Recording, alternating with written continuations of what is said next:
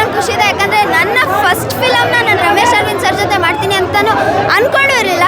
ಆದರೆ ಈ ಬಿಗ್ ಸ್ಕ್ರೀನಲ್ಲಿ ಈ ಫಿಲಮ್ನ ನೋಡೋಕ್ಕೆ ಏನೋ ಒಂಥರ ಖುಷಿ ಆಗ್ತಾ ಇದೆ. ದಯವಿಟ್ಟು ಎಲ್ಲರೂ ಥಿಯೇಟ್ರಿಗೆ ಹೋಗಿ ಫಿಲಮ್ನ ನೋಡಿ. ತುಂಬ ಕಷ್ಟಪಟ್ಟು ಈ ಫಿಲಮ್ನ ಮಾಡಿದ್ದೀವಿ. ಯಾರು ಪೈರಸಿ ಮಾಡಬೇಡಿ. ನನಗೆ ಎಕ್ಸ್ಪ್ರೆಸ್ ಮಾಡೋಕ್ಕಾಗ್ತಾಯಿಲ್ಲ, ಅಷ್ಟೊಂದು ಖುಷಿ ಆಗ್ತಾ ಇದೆ.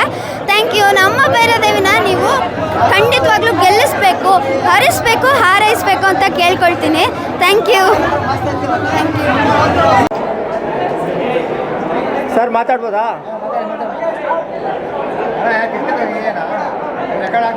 ಅಣ್ಣ ಸಿನಿಮಾ ಅಂತೂ ಸೂಪರ್ ಆಗಿತ್ತು.